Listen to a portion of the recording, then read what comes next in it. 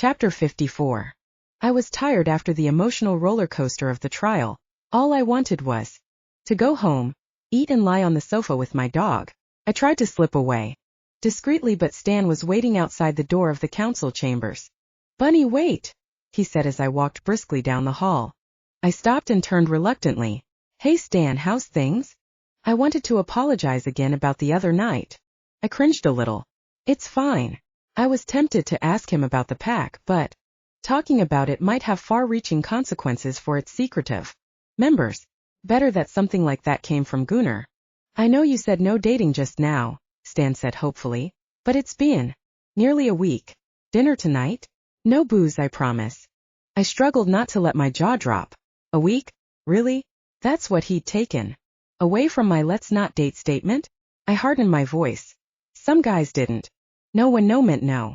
I hadn't taken Stan to be one of those, but maybe he was. Maybe I needed to draw the line a little firmer. "I've said no. I'm not dating just now. And you're also tangentially involved in the case I'm working on. It is not happening." I tried to walk past him. "Please, Bunny. I really feel like a tool. Just one dinner to say sorry would go a long way to fixing that." He was going to try and guilt me into a date? I'd let him do that before, and I wasn't doing it again. He was cute, he could be fun, but I didn't do controlling. I'd already had enough of that in my life. No thanks. A dark cloud passed over his eyes and I wondered if he'd press the matter, but instead he flashed me his most charming smile. "I get that I screwed up. Really am sorry. Perhaps another time." "I don't think so, not right now." I smiled tightly. Then I thought, fuck it.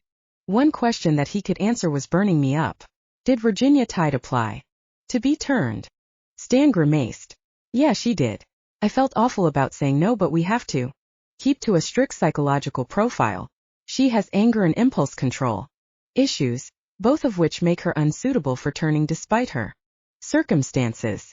"Her circumstances?" I asked. "You didn't know? She has brain cancer. Terminal." My jaw dropped. "You didn't think that might be relevant to Eric's death?" He looked at me blankly. I wasn't sure if they were together or not. Besides, she can't have killed him. She's a human and she's dying. "It also means that she has very little to lose," I pointed out drily. "I've got to go." "Sure. It was good to see you." This time he let me walk past him. Gunnar was still talking to the council members, so I decided to give him a ring or drop him a text with the latest on Virginia. Home was calling my name, and I wanted to check on Fluffy. Connor was waiting by the outside door, leaning against the wall. What was this? An awkward gauntlet of men? When he saw me, he greeted me with a nod. "Your next appointment is tomorrow at the logging office after dark. Bring proof of your online class completion." I'd expected something a little more personal, so I just stared at him. He gave me a small smile. "Have a good day." He walked out and turned towards the car park. That man blew so hot and cold that I never knew what the fuck was going on. Headed home, trying very hard to not to think about Connor Mackenzie. Fluffy bounded out when I opened the front door. "Hey bud, you'll never guess. What happened?" "Shirley went down for distributing poisons." He barked and wagged his tail in approval. "And Virginia Tide has terminal cancer. I am certain she killed Eric somehow." He barked again and I cracked a yawn. "I'm exhausted, so we'll just go for a quick walk." "Okay." We had a brisk walk around the block, then headed back inside. I was so tired I didn't even bother closing the metal blinds. I was definitely sleeping in. Tomorrow, I wasn't getting up until way after the sun had set again. I had 24 hours off work, and other than checking in with Connor, I was free to do anything or nothing. My mind went back to Connor. "I don't want to date," I told myself firmly. "Stop thinking about him." As I warmed a cup of blood in the microwave, I grabbed Fluffy's bowls. He needed some fresh water and dinner. He sat patiently in the kitchen watching me. I smiled at him and gave him an affectionate pat on the head. The microwave beeped, and Fluffy whirled to face the front of the house just as something smashed through my front window. I screamed and automatically covered my face. That something had landed on my sofa. I ran to see what it was and gaped when I saw that both the sofa and curtains were on fire. Chapter 55. I heard a vehicle's tires squeal as it drove off, but I didn't see it. I was too busy retrieving the fire extinguisher from under the kitchen sink and trying to put out the flames. Luckily, they hadn't had a chance to spread. The bottle hadn't broken when it struck the window and the sofa had cushioned it. Thankfully, the curtains were gossamer thin and they'd burned up in seconds, without anything else catching fire. I took a deep shaky breath and towed the bottle. It was freaking aluminium. That had to be the shittiest Molotov cocktail I'd ever seen. Okay, so it was the only Molotov cocktail I'd ever seen, but everyone knew they were supposed to be in glass bottles that would shatter. Shoving the liquid into an aluminium receptacle negated the whole point of using a fragile glass bottle. Someone might be trying to kill me, but they were inept. Either that or they were only trying to scare me. I now had a house that smelled like burnt plastic people could see in through the windows, and I had a smoky black hole in my sofa. I called Gunnar and told him what had happened. He insisted on calling the fire brigade just to be on the safe side. I sighed and debated whether to open the windows to air the place out or slam down the shutters so that no one would try to kill me again tonight. Choices, but in the end I opted to open the windows. The likelihood of a second strike was low, right? Once the curtain remnants and the couch were outside, the house would smell much better. Maybe then I could close the shutters and sleep. The fire department came a few minutes later, sirens blaring, followed by Gunnar. The sirens were embarrassing. I told Gunnar that the fire was out. Everyone in town would think I was a drama queen. Are you okay? He asked, searching my eyes for any signs that I wasn't. I'm fine. I'm tired. I want my bed. Is all of this necessary? The fire is out. These things can rekindle, so let them do their thing. Gunnar walked away. Little distance, pulled the chief fire officer aside and spoke with him too, quietly for me to overhear. Everything okay here, ma'am? The officer asked. I explained again about the Molotov cocktail and showed him the extinguisher I'd used to put out the fire. Then the fireman took the sofa outside and soaked it. As Gunnar had suspected, the fire had burned deeper than I thought, and it could have spontaneously reignited in the night. Yeesh. The fireman searched the house in case I'd missed a second attempt. Once everything was clear, they finally left. I showed Gunnar the bottle. He frowned. It's aluminium. I grinned. I know. I'm being attacked by an idiot. He shook his head. No, I suspect not. This was a warning.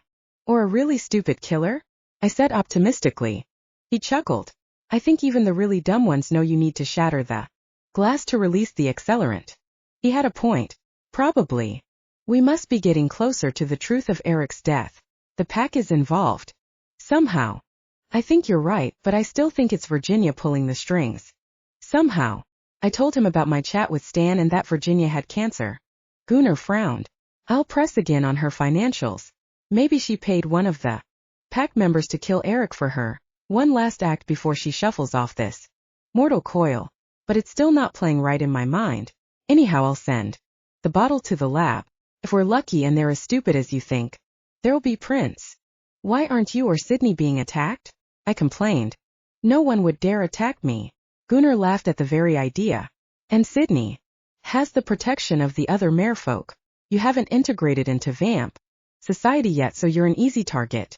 Besides, you've been doing a lot of the questioning. If you poke the bear, you have to expect it to snarl. Wonderful. Do you want to stop poking? He asked seriously. I snorted. Not on your Nelly. Good. His face hardened. When we find out who did this, we'll make sure they know not to do it again. He looked grim and a little bit scary. Not a man I would cross, that's for sure. You don't attack the Nomo's office and get away with it. Retribution is coming, he promised darkly. Can retribution wait? I asked plaintively. I'm tired. He grinned, and like that he was back to being the Gunnar I knew. Sure. But you should come and stay with me and Sigrid tonight. No, I'm going to sleep in my own bed. They are not intimidating me. You have a broken front window and no sofa. I'll close the metal shutters so no one can get in or throw in anymore. Molotov cocktails. Plus, it was a warning, wasn't it? He paused. Probably. Almost certainly. Then we'll be fine. Gunnar thought I was a mix of brave and stupid, but the truth was I was too damn tired to pack up and move. Plus, I was a homebody and all I wanted was to sleep in my own bed. And no stupid werewolves were going to intimidate me out of it. Chapter 56. I assumed no one had tried to set me on fire whilst I slept, because I woke up alive, undead, or whatever I was I allowed myself to sleep late and luxuriate in bed for a while, then got up and rolled up the metal blinds. Truck was just driving away from my road. A familiar truck, Connor's. Maybe I was mistaken though, because a moment later Connor texted me a time for my meeting. It wasn't until early evening, so, other than taking Fluffy out, I was determined to have a day relaxing. I had a bath. I did my hair. Painted my nails. I listened to some songs. I tried to settle down and watch TV, but that wasn't the best idea since I had no sofa. I brought in a dining room chair, but it wasn't very comfy and Fluffy couldn't cuddle with me. Feeling restless, I flicked off the TV. With nothing else to do, I thought about the case. I thought through the facts. Eric had been poisoned and stabbed. He'd been due to meet with the pack, but he apparently didn't show up. But the pack normally met on a Wednesday and that was a Tuesday, so why had they changed the day? The pack members corroborated each other's alibis, but they were obviously sticking together. There was more to the pack than just wanting to hang out with other werewolves. One of them, or all of them, had been involved in turning Jack Taylor. Something had gone wrong, and he hadn't retained his humanity the way he should have done. I couldn't shake the feeling that Virginia was involved. She was sick and she was desperate. She'd asked Stan to turn her and been told no. She'd dumped Eric. She felt like he'd let her down because he hadn't got her turned. Couldn't he do it himself? Eric's wallet was in her storage container. She hadn't cried when we'd spoken to her. There had been no signs of grief, no red eyes or puffy cheeks. Yet, everyone grieved differently, but there had been no shock, no denial, no surprise. Even if she'd heard it through the town's gossip mill first, surely a grieving girlfriend, even a newly ex-girlfriend, would care enough to come to the Nomo's office and demand answers, or ask to see the body. Too many things pointed at her. I was missing something. The other supernaturals that could have killed a werewolf had been cleared and had alibis. Sydney had run down a bunch of them and Gunnar had run down the rest. What was I missing? And yet someone had either tried to warn me off or kill me last night. I had the answer, I just had to see it. I closed my eyes and carefully scanned the crime scene again, but saw nothing new. Finally, I went to get ready for my meeting with Connor. I wanted to look professional. This was formal vamp business after all, but I hadn't seen a soul dressed formally since I'd arrived here. If I put on a suit, I'd look wildly out of place. I settled on day-off clothes. Leggings, trainers, a strappy top and a jumper. That said Jiggle Junction. They were more casual than professional, but I didn't really have any clothes that straddled the line. I pulled my hair back in a low ponytail, swiped on mascara but bypassed the lipstick. This wasn't a date. I ignored the pang of disappointment at that thought because I absolutely did not want to date Connor Mackenzie. The fact that he may or may not have slept outside my house a couple of times to keep me safe through the night was irrelevant. Nice of him, but irrelevant. I called for a taxi, hoping Thomas would drive me because I wanted to speak to him again. If he had insider knowledge, I wanted him to share. There was a reason he dug up the pack's names, and I was hoping he could fill in the gaps. When the taxi pulled up, it was a driver I hadn't met before. Nuts. I sighed. Thankfully, he didn't protest when Fluffy jumped in and laid down on the seat next to me. "Camluck logging?" he asked. "Yes, please." That was the extent of the conversation. I had cash ready this time, so I paid the driver, careful to give a tip as well. Then Fluffy and I walked up to the office. I was braced for whatever snarky comments Connor would throw my way, so I was surprised and disappointed to open the door and see a female vampire at his desk. I looked around, but Connor wasn't there. It was a good thing I hadn't wasted my lipstick. I shut the door behind me, but I wasn't sure what to do next. Did I have the wrong time? "Miss Barrington?" the woman asked in a familiar accent. "Yes. You're British." The woman smiled. "I am indeed." She was tall, willowy, with ink-black hair, alabaster skin and red lips. I felt like I was staring at Snow White. She was wearing a damned suit dress, and I instantly regretted my choice of clothing. Crossed my arms to cover my stupid jumper, which was advertising a strip club back in London. She held out her hand. "I'm Hester Bennett, your vampire liaison." I thought Connor was. He filled in for me whilst I was on holiday. He's the vampire leader, but he doesn't usually do liaison duties, she explained with a slightly patronizing smile. I remember him telling me that he was filling in, but I'd still expected to see him today. He'd been slumming it. He was probably thrilled to be done with me. Mr. Mackenzie passed along the email with your finished courses, she said. Thank you for those. I nodded, still feeling on the back foot. I have the final test and a questionnaire for you to complete if you wouldn't mind, Ms. Barrington. Bunny. I'm just Bunny. Miss Barrington is my mother. Bunny then. Her tone didn't indicate any reaction to my chosen name. The survey has been sent to your mobile number. Here is the written test. She handed me a stapled set of papers. Once you've passed the exam, we can continue to meet weekly, or if you wish, you can fill out the questionnaire weekly and forego the meetings. The questionnaire is fine. I haven't had any issues. She raised one perfectly plucked eyebrow. Weren't you recently turned? Yeah, in London about, I thought. How long had I been in Portlock? Seemed such a short time, but long as well. I had really settled in, and I owed that in no small part to Gunnar and Sydney. They'd thrown me into real life. Quickly offered me their friendship. I'd never been to a place that felt so much like home before, even if I did miss heels. Ah, I have it in your file. A matter of weeks. Goodness, such a short time. You're sure you aren't having any issues coping with the blood cravings? I looked at her in surprise. I've never had a blood craving. I just drink my cup of blood 3 times a day without fail. It's fine. She tapped something into her phone. How peculiar, she murmured, eyeing me with more interest. I sat at the end of Connor's big desk and completed the test. Like the questions in the online program, they were simple and based on common sense. In other words, don't drink your neighbor or be a twat. Took about 20 minutes. I handed her the completed test. She glanced over it to make sure I hadn't skipped any questions and put it on the desk. Excellent. Once you've completed the questionnaire, you're free to go. I pulled out my phone and activated the form. It was pretty basic: name, address, occupation, stuff like that. Then it started on the more intense questions. How many blood cravings do you have a day? Have you ever drunk from a human? How many losses of control have you had? Things like that. Rolled my eyes. I was more than capable of controlling myself. How long have you been a vampire? I asked Hester. The question was probably rude, but curiosity won out. If she was offended, her face didn't show it. Slightly over 300 years. Oh, when did you move here? You still sound very British. She smiled. Not long ago. Like you, I'm new.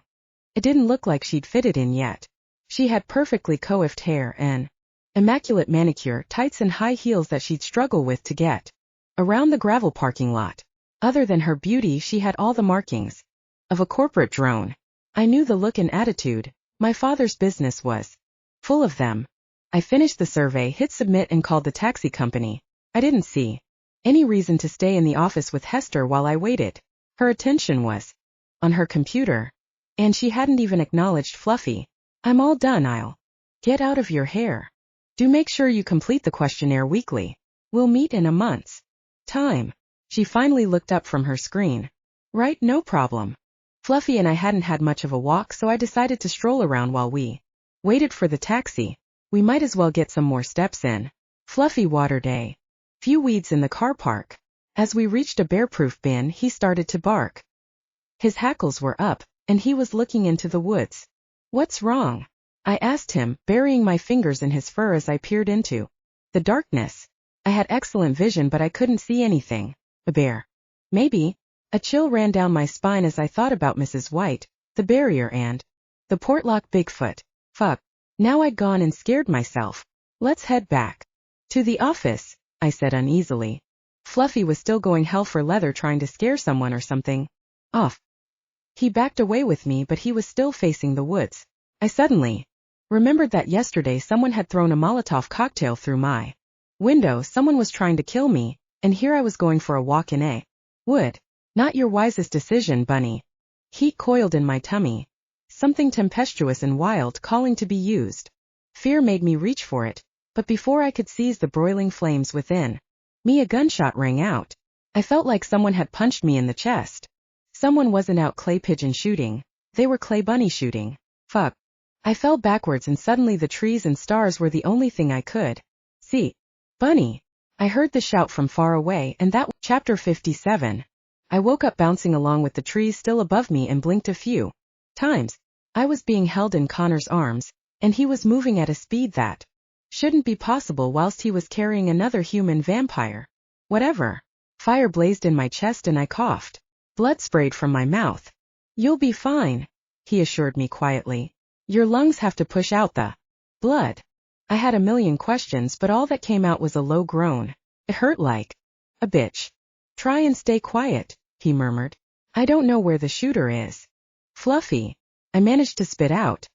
He's fine. He's on our heels. I twisted my head around.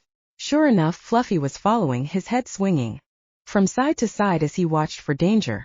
He was no longer barking and he patted on silent paws, effortlessly keeping pace with Connor. Where are we going? I asked. Somewhere safe. Hush now. I hushed. I wondered how far Connor could carry me. I'd have offered to walk if I hadn't felt like I'd been hit by a lorry. Even with vamp strength, I doubted he could carry me far, though I had no real concept of what a vampire could or couldn't do. The shitty informational videos I'd watched so far hadn't helped at all. We're here, he said finally at a normal volume. If I read Fluffy correctly, I don't think anyone followed us. He walked us onto a porch of a small cabin. He opened the door, held it open for Fluffy, then swung it shut behind us and laid me down on a single bed.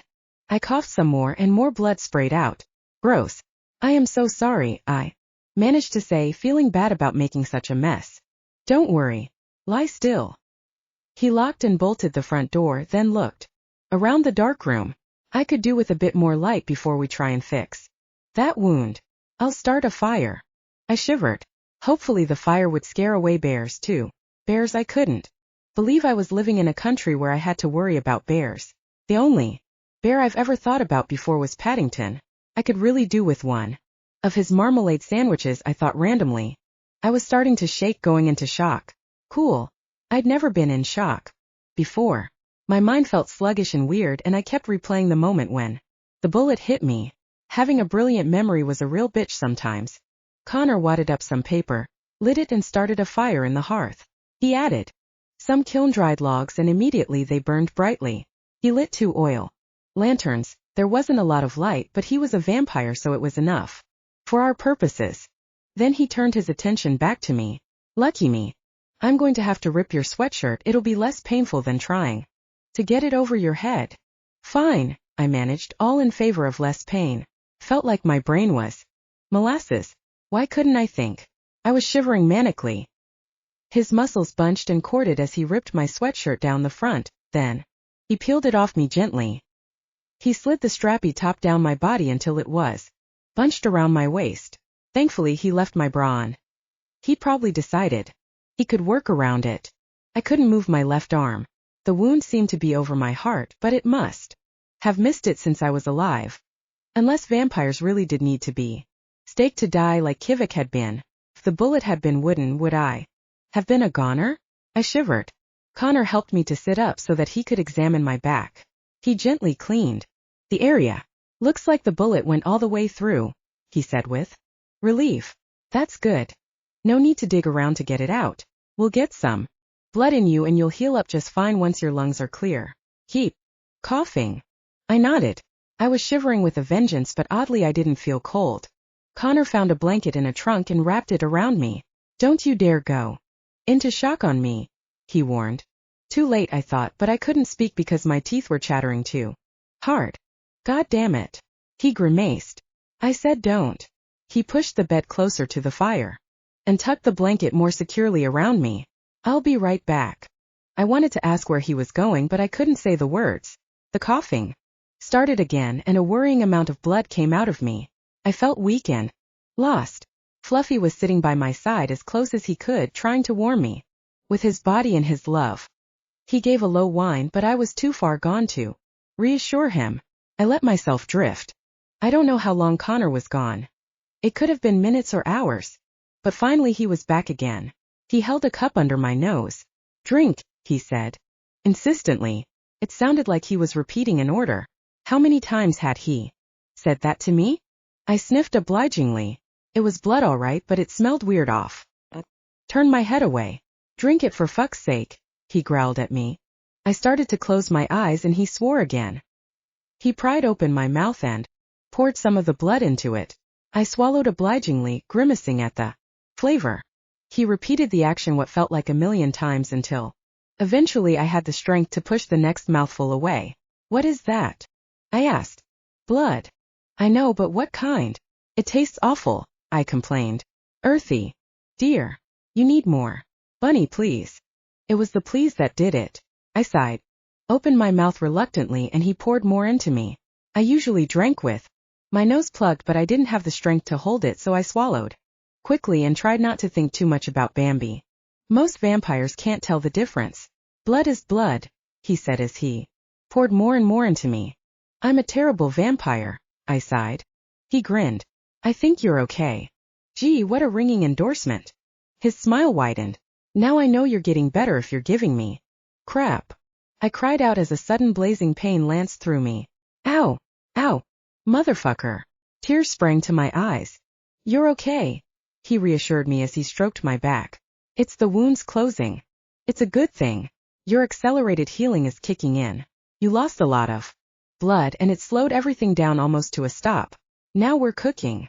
It didn't feel like we were cooking, it felt like we were stabbing. Oh! Ow! I closed my eyes tight to ride out the pain. This healing hurt worse than actually being shot. Another spasm gripped my diaphragm and I coughed violently. Dark blood shot out, not the bright stuff this time, the bleeding must be slowing down. My lung was healing. Yamie. One more cup should do it. He laid me down gently and went out again. When he came back he had more blood. Get this down you. I wrinkled my nose. I'd prefer a cup of tea. He grinned and pressed the cup into my hand. This time I could grip it with my right hand, though I still didn't want to move my left arm. I figured sipping was prolonging the torture. So I swigged the blood as if it were a warm coppery beer. I handed back the cup. Next time I'm shot, give me some other type of blood, I instructed. I could have gotten rabbit, but it felt weirdly cannibalistic. I snorted with laughter and then gasped at the jolt of pain. No laughing yet, he suggested. Well, stop being funny then, arsehole. He laughed. No one's ever accused me of being funny before. He paused. It's quite nice. Thankfully the pain was starting to fade. I took a deep breath and there wasn't even a twinge. Fluffy whined. I'm okay now, boy, I promised.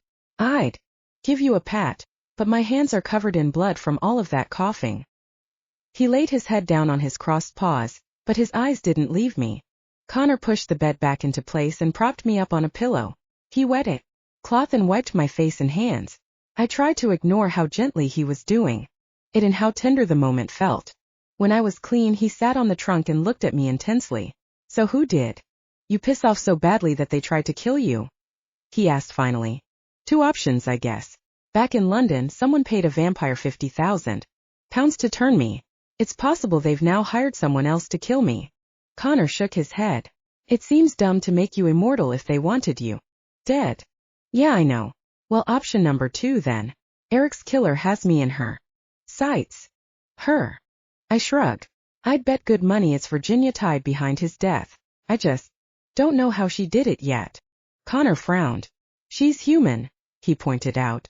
So were Hitler and Pol Pot, I said drily. It didn't stop them killing millions. Humans can be monsters too. No doubt, he agreed. That's most of the reason why the supernatural community stays hidden. Regardless, she still couldn't have killed him in the manner in which he died. That's the bit that's tripping me up, I agreed. I figure she has an accomplice, a shifter one. One of the pack. A stupid one. The Molotov cocktail was in an aluminium bottle. Connor didn't make any exclamation of surprise at the Molotov comment, cementing my belief that it had been him outside my door that morning. For whatever reason, he was watching out for me. As a strong, independent woman, I wanted to be outraged, but I was still jittery from the blood loss. I'd be a strong, independent woman another time, when I hadn't just been shot. Chapter 58. Connor took Fluffy out to look for the would-be assassin, hoping that he could find a trail they could follow so they could put an end to this shitshow there. And then, the thought was a nice one. Who could ever have imagined that one day I'd be important enough for someone to send an assassin? Mum would be so proud. I grimaced at the thought. I hadn't spoken to Mum or Dad since I'd landed, and probably should call. They weren't the best parents a girl could have, but they were mine. With Nana gone, they were the only family I had left, bar some cousins I'd never really spoken with. I lay back on the bed and turned my mind to the case. I'd obviously stumbled on something that was close to the truth. What was it? What had changed? Had nothing to do with the poison witch Shirley Thompson, so I mentally crossed her off the list. The pack was involved in something, but I sensed that wolves would come at you directly, fully furred and fanged, so I didn't think they were gunning for me. That left the only one who needed a gun to take me down. Virginia tied. Everything kept coming back to her. The wallet in her storage unit had to be a clue. No one had tried to kill me until I'd found that. There was nothing important in it though, and it would be easy to say in court that Eric had helped Virginia move her possessions into the unit and accidentally dropped it. That would be reasonable doubt, so why was she worried about it? I closed my eyes and pulled up my memory of the storage unit. My visual memory was nearly perfect, and I had deliberately concentrated when we were searching so I'd have clear recall. There, the wallet was lying between stacks of boxes. It was dusty, but the only tracks were small, woman's size. Virginia was the only one who had visited it recently, so she had to be the one who'd put the wallet there. Okay, it didn't prove she'd killed him, but she'd had his wallet. Now all I needed was to nail down the fact that Eric had been carrying it when he died. I gave a mental head thunk. I'd questioned Margaret, the manager at Pizza Kodiak Kitchen, about when the couple had come in. She couldn't remember, but I hadn't asked Jessica. I dialed the number she'd given me. Hey, she answered. Who's this? It's Bunny. The genetic experiment? She said eagerly. I sighed. I could see I was going to regret that one. That's me. Listen, I have a question for you. Dude, do you know what time it is? I paused. I didn't. Sorry. Vampire. She laughed. You guys are all out of whack. Right. Anyway, do you remember what day it was? What day what was? Ugh. I was the worst investigator ever. What day it was that Eric and Virginia had that loud argument? The couple I wrote the statement about for you. Oh, that. It must have been Tuesday because it was my last shift that week. Until I was back in again on Friday. Tuesday the 7th? I pressed. Yes, ma'am. Great. Thank you. I'll amend your statement to include that. I hung up and gave a fist pump. Probably still wasn't enough to arrest Virginia, but now I was certain it was her. Eric had used his wallet and cards. On the night that he'd been killed, Virginia had left before him and, by her own admission, she'd driven straight home to bed. How then could she possibly have had his wallet in her storage unit? Oh yeah, that was why she was trying to kill me. I got the bitch. When Connor returned, I nearly jumped on him. I know who the killer is. It is definitely Virginia tied. He looked at me cautiously. Okay. But more importantly, how are you feeling? I'm fine. We need to go now. We need to tell Gunnar. Connor checked the time. It's late or early depending on your view. Your news will keep for a couple of hours. By the time we get to Gunnar's, it'll be time for him to get up anyway. He's been burning both ends too, and he's no vamp. Fluffy and I checked things out in the woods. He paused. Is there any chance you want to rename your dog Brute? Or something? I felt like a dick. Shouting Fluffy. That made me snicker. No. If anything, it makes me want to extend his name to Fluffy Wuffykins. Fluffy gave a low growl. He didn't appreciate the addition. See, Connor said. He wants to be called Brute, don't you, Brute? Fluffy looked at him for a moment, then growled again. Ha! I said triumphantly. See? He's Fluffy through and through. The dog sighed a little. I turned my mind to the matter at hand. Any sign of our would-be killer? Connor shook his head. The trail was cold. It led us to a road into town and I'm betting he or she had a truck waiting there. The shooter is long gone. He checked me over. If you're feeling better, are you up for a walk back to civilization? I'm fine, I said again. Let's go. I'd better lend you my shirt, Connor offered, pulling off his black and red flannel shirt. Underneath, he was wearing a plain black t-shirt. Thanks. I shimmied out of the bloody strappy top, which was still rolled around my waist, tugged on the shirt and buttoned it closed. The walk was a lot further than I remembered, but then I'd been unconscious For most of the trip, I was faintly embarrassed that Connor had lugged me so far. He must be incredibly strong. Color me impressed. Hey, I asked Connor, how come you brought me to a remote cabin rather than just taking me back to the office? He looked faintly embarrassed. Instinct, he said tersely. What instinct? I needed to get you to safety. The cabin is safe. The office isn't? He paused. Not always, no. It's full of vampires for one thing. Remember what I said about not sleeping in front of another vampire? Yeah. You don't really want to bleed in front of them either. In case they get the munchies? In case they decide that you're weak. That ended our conversation abruptly. About halfway back to the logging, Connor said lightly, I was beginning to doubt you were a vampire at all, but evidently you are. You've made a full recovery. I stopped and put my hands on my hips. What's that supposed to mean? It can vampire your arse off. Except if he asked me to grow my fangs on command. He laughed. You don't like blood, you don't have blood cravings, nor do you have to fight the desire to drink random humans. The last two are normally signs of having at least a few decades of vampirism under your belt, and you're about a minute old. I'll have you know I'm 23, thank you. He sighed.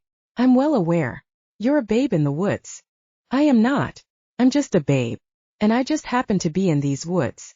He smiled ruefully. You are a babe all right, he agreed. Anyway, I had good motivation not to be a vampire twat. My sire was one and he was an absolute prick. I shuddered. It doesn't work that way. You don't just choose not to have blood cravings. Everyone's different, I guess. It works just fine for me. We continued walking. So the girlfriend's Eric's murderer? Connor asked. Yup. Virginia tied. How did she do it? I huffed. That was the one piece of the puzzle I was still missing. I haven't worked that part out yet, but I have proof that she had his wallet and tried to hide it from us. The second I know how she did it, I'll have it all. Right. Now I know that she had a motive and an opportunity. She did it. Everyone had overlooked her.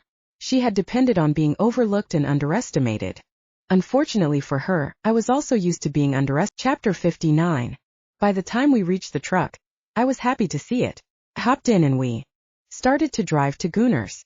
Daybreak was coming and I fingered my charm anxiously. It's still good, Connor murmured. You don't need to worry. Have you ever been burned by the sun? He laughed. Oh yes. I cut it fine a number of times back when I was younger. And I didn't have this. He touched the charm at his throat. Hurts like a bitch, I complained, remembering my hand sizzling in my flat in London when I'd just been turned. I wished I could say that those were good times, but the memories brought back some of the darkest despair I'd ever felt. Portlock was a second chance and I'd never forget it. Less than being shot at, Connor countered. Less than quickly recovering from being shot at, but more than actually being shot, I categorized. He raised an eyebrow in question. I have a good memory, I explained. Apparently so. We parked outside Gunnar's. It's nearly 6 a.m., Connor said. Gunnar will be up and around. You'll be safe with him. I'd better go, things to do, he said. Vaguely. Like me, he had to be exhausted. Thanks for your help, I said awkwardly. Drive safe.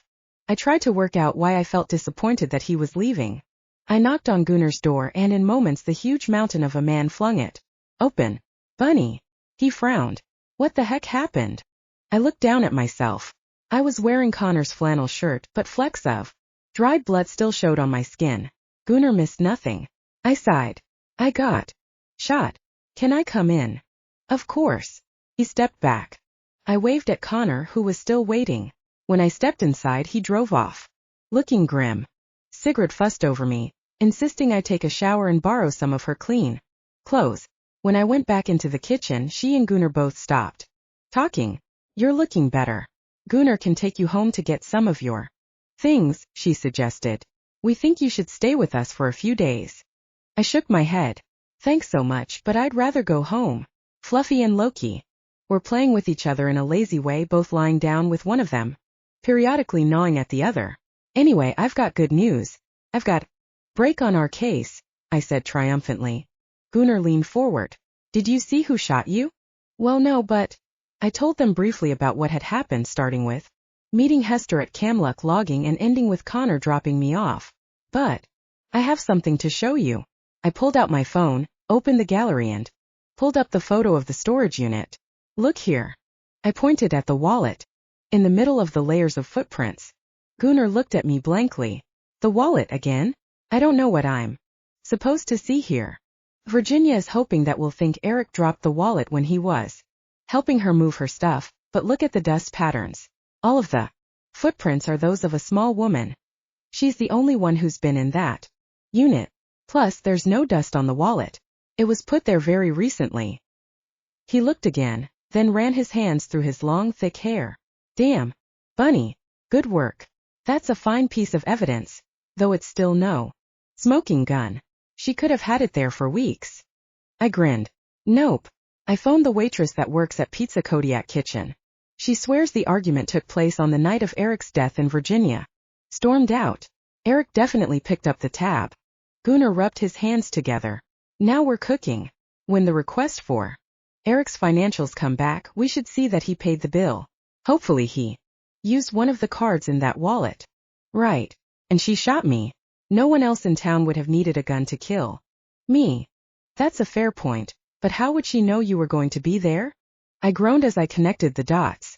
Mitch Schilling. Fuck. What? The appointment with Hester. I don't know how the pack is involved in the mess, but they definitely are somehow. Mitch Schilling is part of the pack.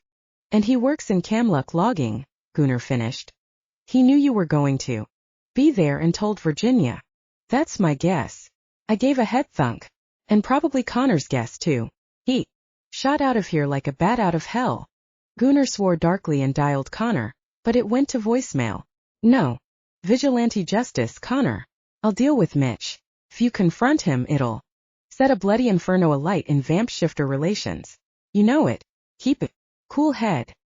He hung up and swore even more vociferously. You think he'll keep a cool head? I know he won't, Gunnar growled. Fuck. He stood up. I'd better go and try and cool him down. I'll go to Virginia. Tides first and arrest that bitch. Connor won't kill Mitch, so we have time. On that front, I'll drop you home on the way. If you're going after Virginia, I want in on the action, I said stubbornly. Bunny, you've just been shot. You lost a gallon of blood, and even with your vampire healing, you look like a firm breeze could push you over. I'll drop you home. But no buts, he said in a tone I hadn't heard before. You distract me. Right. Now you're a liability. I'm sorry, but there it is. There was no mistaking the order. I grimaced but nodded. I rubbed the palm of my hand over the bullet wound. It was completely healed. Not even a mark remained, but a phantom ache lingered. Gunnar was right. I was exhausted and I would be a liability. Are you still in pain? He asked, watching my movement. No. I'm okay, honest. I dropped my hand. Let's just get a move on. I'll sleep better knowing Virginia is behind bars. Maybe you'd better stay here. I thought about Sigrid. She was an innocent and a witch, and as far as I knew, she didn't have any regenerative powers like I did. I couldn't bring trouble to their house. I shook my head. No, honestly. Fluffy and I will be fine at home. I stood toe-to-toe with Gunnar. In the end, our compromise was that he'd search my house before I went in, and I closed the shutters and locked the door the second he left. I thanked Sigrid, then Gunnar and I made tracks. He was clearly anxious to get to Virginia. I couldn't blame him. I was anxious for him to get to her too. When we arrived at my house, Gunnar did a fast walk through, then left after he declared it was all clear. I winced when I walked in and saw the spaces where the sofa and curtains should have been, but otherwise it was fine. Loved my little house, and I could sit at the kitchen table or go to bed. Actually, bed sounded really good. It was amazing how the stress eased once the shutters were slammed down and the house felt secure. Gunnar must have felt the same because he honked once, and I heard his engine catch and rev as he drove away. I fed Fluffy and turned on the kettle for a much-needed cup of tea. Fluffy gave a giant yawn. I was tired, but he was shattered. Goodness knows how many miles he'd run back and forth with Connor. Go on, pup. I gave him a gentle push. Go to bed. I'll be along in a second. He gave me a lick and gratefully loped away for some much-needed rest. I settled at my small dining table and nursed my cup of tea. The first one barely touched the sides, so I hit the kettle again and made a fresh brew. I'd Just sat down to drink it when there was a knock at my front door. I figured Sydney had heard what had happened or Gunnar had popped back for some reason, maybe to tell me about what had happened with Mitch. I sighed and stood up. I threw open the front door and blinked in surprise at the man on my front step. Jim, I said in confusion. He gave me a sad smile. Can I come in? Sure. I stepped back to let him in, and as he moved I saw who was hiding. Behind him, Virginia Tide was on my front step, and she was armed. Chapter 60. Virginia, I said blankly, staring down the barrel of the gun. May I come in too? She asked with a polite smile, as if she were a friendly neighbor offering me a basket of muffins instead of a bullet. I didn't see that I had a whole lot of choice. If I said no, she was going to blast me there and then. Sure, I said dry-mouthed. But let Jim go. You've got me as a hostage, you don't need another. Virginia let out a snort of laughter. I don't know what I was so worried about. You're not so smart after all. It was still early, but my neighbors would be out and about soon. Maybe one of them had seen her on my front step toting a gun and called Gunnar. Unless Jim had been obscuring the view. Fuck. I shut the door as she waltzed in. I was having a cup of tea if you'd like one. I offered inanely. I had to stall her until I came up with a plan or help arrived. Virginia shrugged. Coffee black if you have one. Jim will have white with 2 sugars. The penny dropped. She knew Jim's coffee preferences even though he'd acted as if he barely knew her. I studied him. He was tense, but he didn't look afraid. He wasn't a hostage, he was an accomplice. Double fuck. The water was already hot, so I made the 2 coffees. My brain was whirling. 2 on 1 weren't good odds. Add in the gun and I was a goner. Virginia and I sat and looked at each other across the table. She was still holding the gun. I had vampiric speed on my side, but she had something else. Something unknown. And besides, I was curious. I needed to know the how. How had they killed Eric? Jim leaned against my counter. He had magic and he talked about it. Premonition, but he hadn't made Sigurd's list of magic users that could have killed Eric. So how did you do it? I asked. Virginia smiled and clapped her hands. I'm so glad you still don't know. Was worried you'd worked it all out. You've been an unknown bunny, and unknown variables stress me out. I have a plan, bunny, and I am not letting you ruin it before I can execute it. It looked like the only thing she was going to execute was me. I kept my eyes on her, all the while praying that Fluffy, on hearing a voice, would come bounding down the stairs and bite her head off. I can't believe the wallet nearly screwed me. Such a stupid mistake. She glared at Jim. Sorry, he muttered again, clearly apologizing for the 1000th time. I thought delaying the ID would help us. She huffed. It was nothing to do with that, and you know it. You wanted to keep the sappy picture of the 2 of you. He was my best mate for a long time, Jim muttered. I didn't have a picture of us until I fell in love with his girl. He sighed. I was never his girl. Virginia's eyes softened. I was killing time until I found you. I just didn't know it. She looked at him adoringly and he smiled back. Great, my murderers were in love. How sweet. I brought the conversation back to the topic at hand. How did you know we'd found the wallet? She gave me a flat look. Don't you know anything? After you searched the unit, I got a copy of the warrant and a receipt for the items taken. 1. Wallet. Ah, she mocked. Jim wanted it for sentimental reasons, so I chucked it in the unit until things cooled down. I can't believe it nearly screwed us. So, you and Jim wanted to be together? Couldn't you just leave Eric? Why did he have to die? I sipped my tea like we were having a civilized conversation, then leaned forward. And how did you do it? That's had me stumped. It's not the how that's important, but the why, she said impatiently. The why rather reveals the how. I took the bait. Why then? You were together on and off for years. You must have had some affection for him, even if you loved Jim. Virginia snorted. Eric was filthy, he worked erratically, he made promises he never intended to keep. He loved his damn dog more than me, even though I insisted he keep it outside, he still brought the damn thing in. By the end I loathed him. You weren't married. You could have just stopped seeing him. My tone was a little more well done than I'd intended. Her face contorted into a snarl and I leaned back from the visibly crazy lady.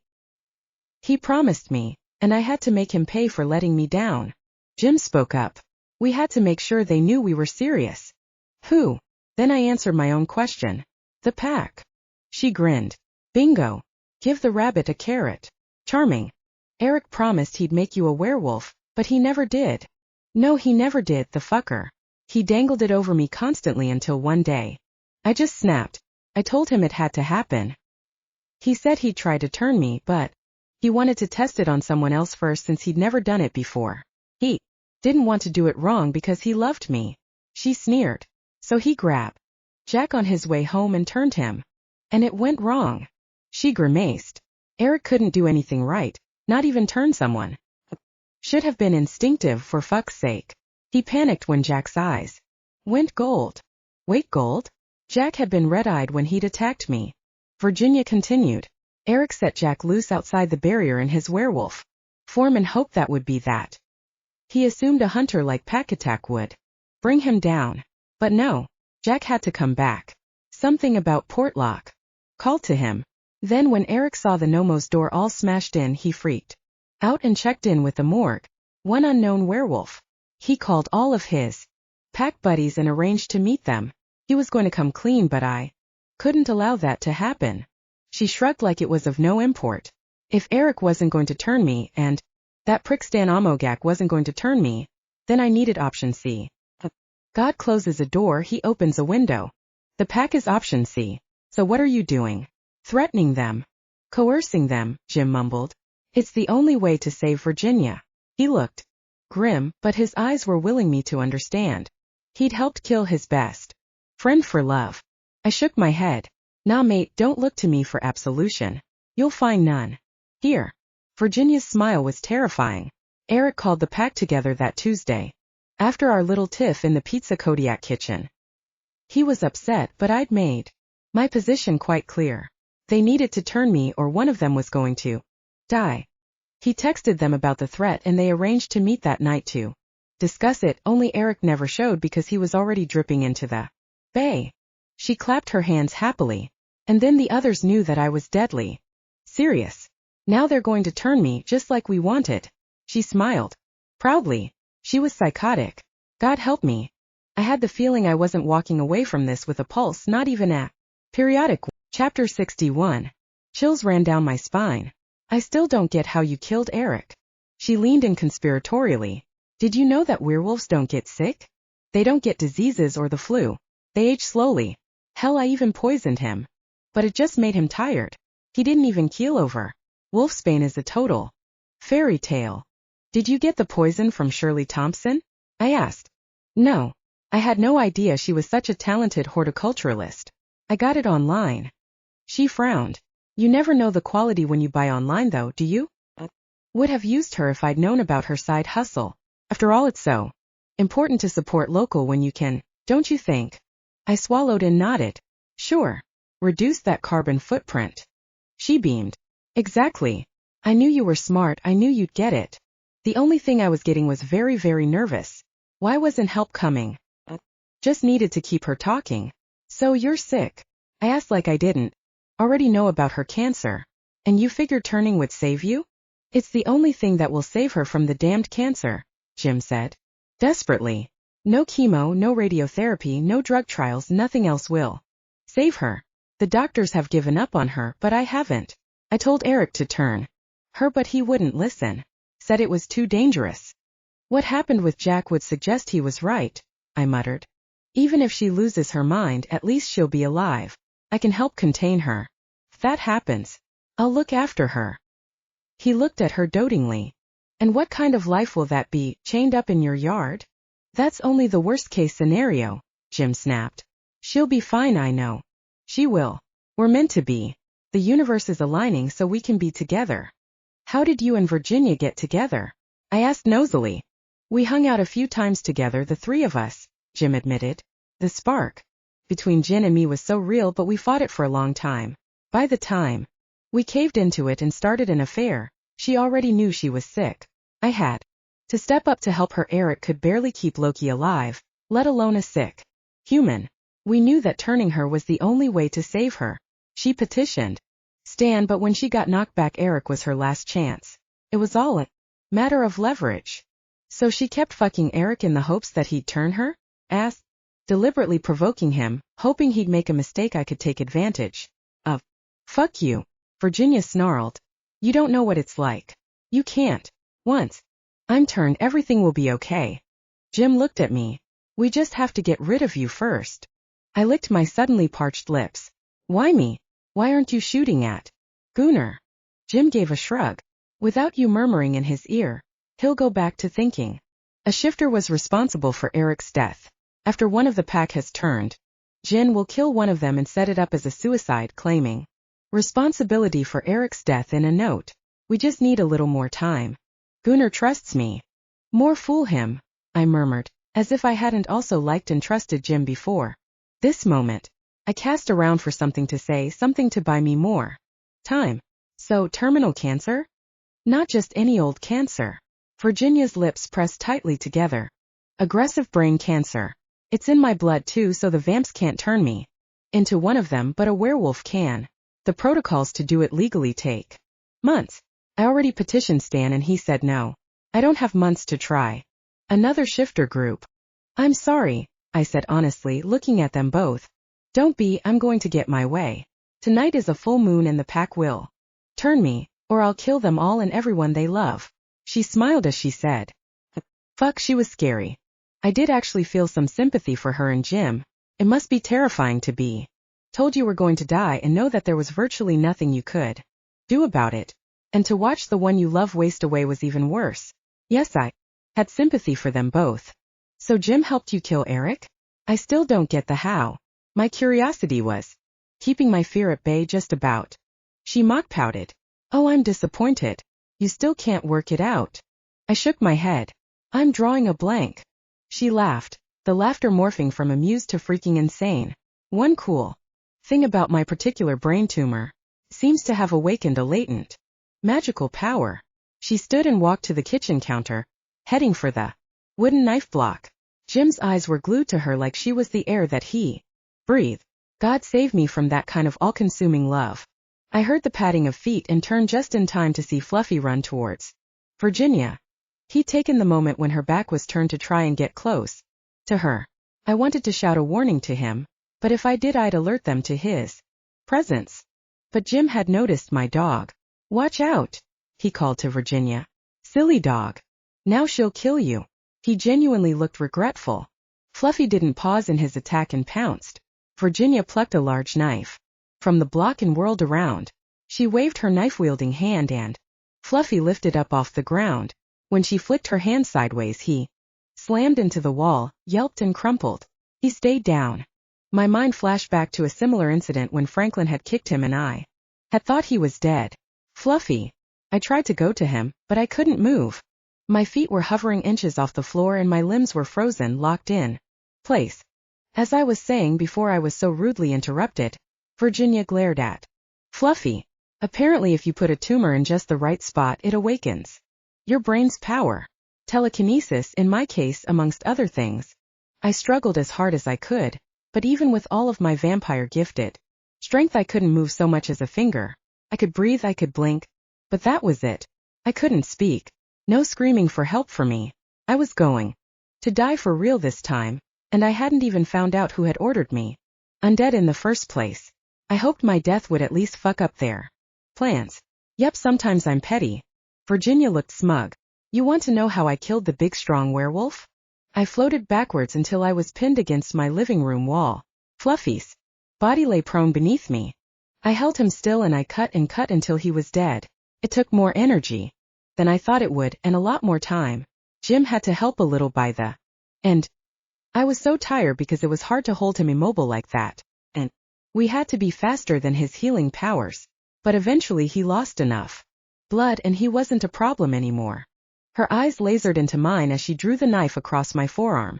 I wished I was in Beauty and the Beast, and Mrs. Knifey was sentient and refused to hurt me. But no, my blood welled up and the pain was quick and biting. But even as the blood was welling up, I felt the warmth as the wound healed. This time the healing hurt significantly less than the bullet wound had done. Vampires heal quickly too. You recovered from my shot annoyingly fast. Thought I'd got you good. Virginia made a tsk noise like she was vexed.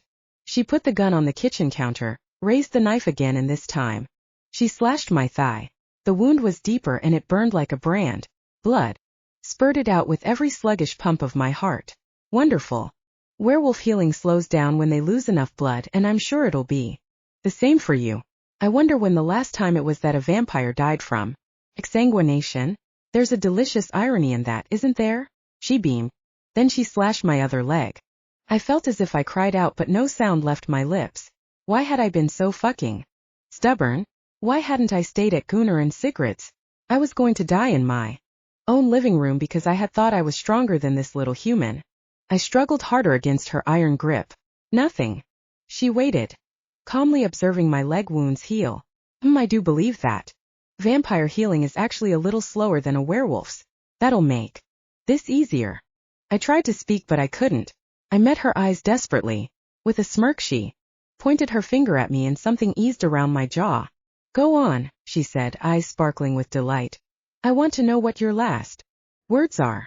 They weren't going to be my last words if I had anything to do with it. Did you do this to Kivik too?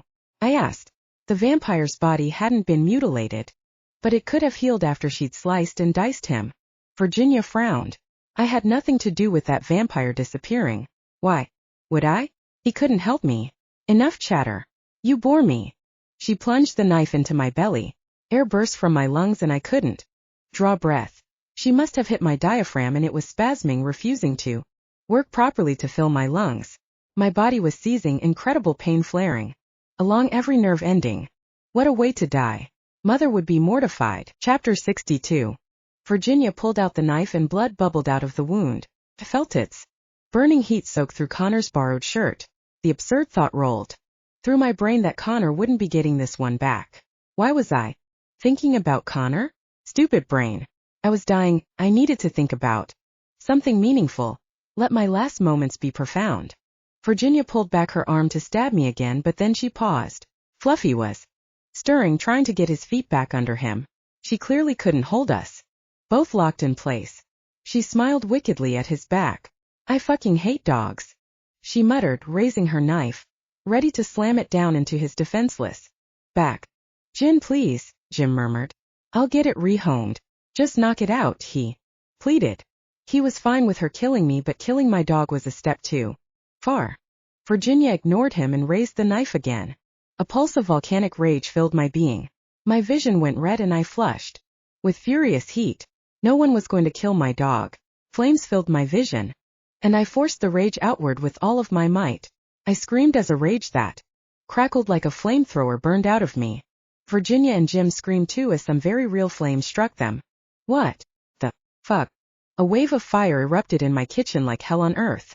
Virginia screamed as her skin crisped and burned. Jim grabbed a towel and tried to put out the flames even as he was burning himself.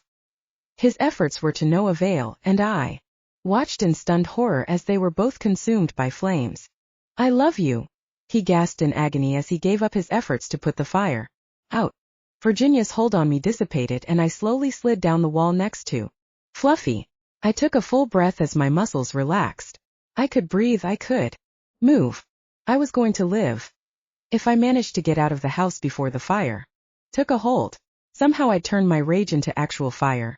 And this wasn't like Virginia's incompetent Molotov cocktail. This shit was real fire.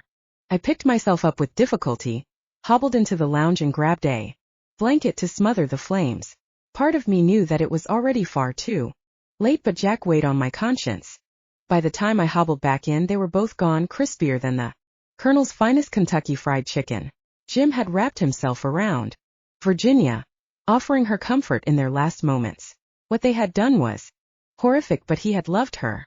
I could sense hysteria trying to take over. Don't break down now. I had to get Fluffy and get the fuck out. I scooped him up and ran.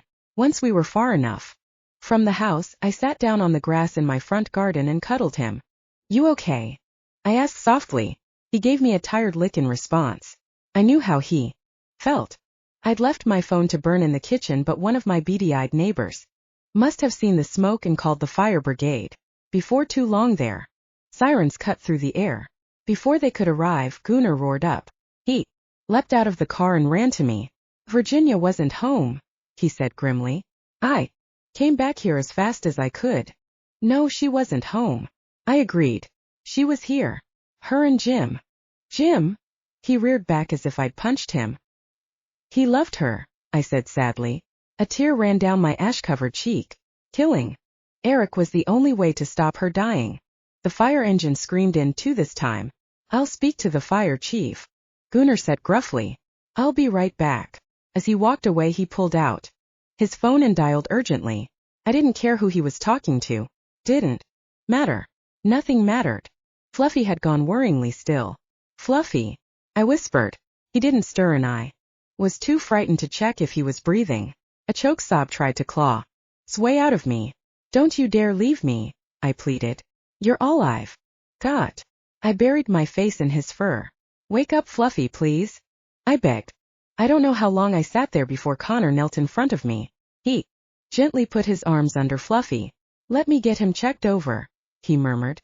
I released my death grip on Fluffy and hope stirred as Connor took him to the ambulance.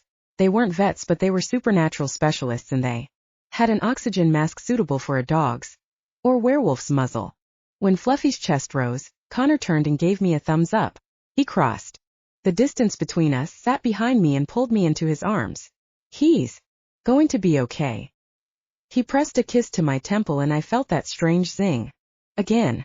Connor sighed softly. Not now, zing, now is really not the time. Connor clearly agreed. Fluffy was alive. I was alive. Virginia and Jim were very dead. Gunnar was right. Everything was going to be okay. I collapsed into Connor's arms and bawled my eyes. Chapter 63. I feel fine, I said stubbornly. I'm a vampire.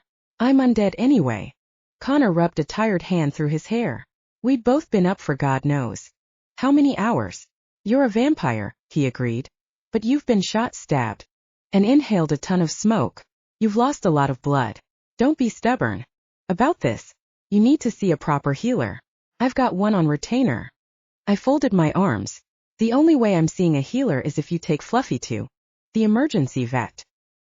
He opened his mouth to argue, then closed it again. Fine. I blinked. Really? Yes, but I'm checking him in under the name Brute. I smiled for the first time in an hour. You do whatever you need to do. It's not my fault you're not masculine enough to roll with Fluffy. I'm a logger, he said incredulously. I'm as manly as they come. I sang. You're a lumberjack and I'm okay. He sang the last line of Monty Python's skit back at me, making me laugh. He knew Monty Python. I knew there was a reason I liked him. Connor sighed. I'm taking your dog to the vet and Gunnar is taking you to my healer. Deal. Deal. Muttering, he stalked off to collect Fluffy from the ambulance. Gunnar was grinning. I think he likes you. He tolerates me. His smile widened. No, he likes you. What happened with Mitch and the other members of the pack? I asked. Suddenly. Gunnar grimaced. Apparently Connor has given Mitch a bit of a beat down. Mitch confessed that the pack was terrified of Virginia, and they'd agreed to turn her tonight. Connor sent men to Virginia's house where they stumbled into me. The house was empty. They reported back to Connor and I came here. Mitch confessed that he'd told Virginia about your appointment with Hester at the logging company. Virginia was the one that shot you, but it was Reeve that chucked the Molotov into your house. Gunnar's jaw worked as he visibly wrestled with himself. Look, Reeve's a wild man. He spends more time out in the wild he's named for. No way he didn't know how to make a proper Molotov. I reckon he was trying to follow Virginia's orders in action but not in spirit. I'll arrest him if you want me to, but they were all scared of her. The pack saw what she did to Eric and she'd already threatened that they would be next. According to Mitch, she'd even threatened their families. I sighed. Don't bother arresting him. That's what she said too. I don't blame them for being scared. She was crazy as fuck. That a medical diagnosis? Gunnar teased. You bet. He grinned. Jim wasn't crazy, I said softly.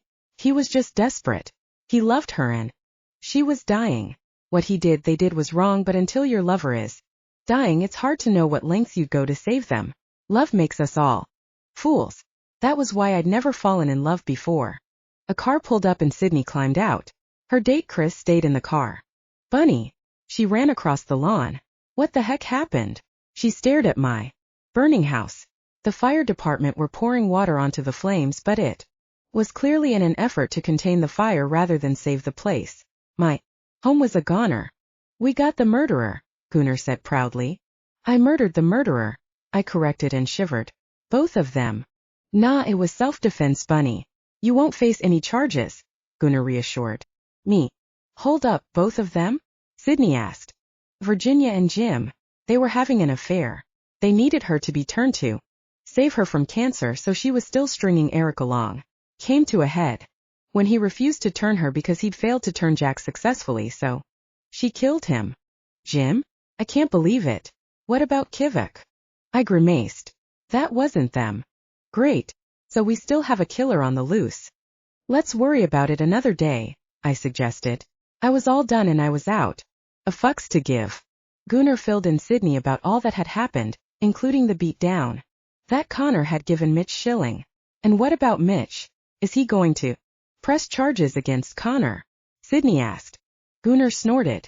No chance. Connor's his boss. This is going right back under the carpet. That doesn't seem healthy, I noted. Have you seen our portion sizes? He joked. I'll go tell Chris to go home, Sydney said fiercely. I'm coming with you to the healers. You don't have to, I protested, but not too strongly. Friend would be welcome right now. She jogged back to say goodbye to Chris, then came back to Gunnar and me. Everyone good? Then let's roll, Gunnar said, slinging an arm around my shoulders. Let's roll, Sydney agreed. Gunnar awkwardly left the room whilst Connor's healer checked me over. Sigrid, who'd driven out especially to be with me, replaced him and held my hand. Through all the checks. Felt nice to be mothered a little. The healer gave me a host of potions to take. Sigrid checked them all before giving me a thumbs up, then I took them like a good little girl. I had to admit, I felt a lot better physically afterwards, but it would take a lot longer for the mental scars to fade. I could still see Virginia and Jim burning when I closed my eyes. Sydney looped an arm through mine as we all went outside. Gunnar had been waiting by his SUV, but he launched himself off it and rumbled towards us. All okay? He asked. The obvious concern in his voice warmed me. She's all good, Sigrid promised. As we went back to Gunnar's SUV, I stopped abruptly. I don't have anywhere to go. Of course you do, dear, Sigrid said firmly. We have a lovely spare room. I looked down at my bloody, stained clothes. I really had nothing, not even my clothes had been saved. The fire brigade had kept the fire from spreading to the homes around me, but the house itself was done for. Barely a shell remained. I felt my breath catch as the enormity of it all struck me. I was in a foreign country and I had nothing. I was worse off than before I'd come here. My knees wanted to buckle. Sigrid pulled me into a hug and patted me on the back. You and Fluffy are alive, she murmured comfortingly. Everything else is just stuff. We'll have you all sorted in no time. Don't you worry. Portlock pulls together. Her comfort was heartfelt and honest, and I believed her. She was special, the kind of warm, nurturing person I wished my mother was. Connor just called, Gunnar said. Fluffy is fine. They'll keep him overnight, but he should be good for pickup tomorrow. Connor said he'd bring him round as soon as he can. My panic subsided a tiny bit. I wasn't alone. I had Fluffy, my dog, who it turned out I'd killed to protect. And I had some sort of fire magic, which was weird because I didn't have any magic. I frowned as I thought back. I remembered feeling heat and seeing red when I was angry. Maybe it had happened with Franklin first, but I remembered feeling hot and seeing red with the rogue werewolf, and again with Shirley when I'd smacked her down. This was big though, bigger than I could handle right now. I keep it to myself for now. I was already enough of a freak as a vampire. I didn't need to tell anyone about my flambe skills. Gunnar slung a gentle arm around me. When you're ready, you can tell me all about the fire. Judgment free. He gave me a squeeze, then let me go and held open the car door. I told them that I deliberately knocked on the gas when Virginia had arrived and flicked a lighter on when I'd had a chance. The fire chief clearly hadn't believed me, and apparently Gunnar hadn't either. My house hadn't exploded. It had been set on fire. The fire chief hadn't pressed me. He lived in a supernatural town where nothing was quite as it seemed. He left me to my secrets, and I'd do my best to leave him to his. Gunnar wasn't so content to let sleeping dogs lie. I'd have to come clean to him sooner or later. My vote was later. Way later. The longer I was a vampire, though, the clearer it became that I wasn't a normal vampire. Someone had paid Franklin £50,000 to turn me, but into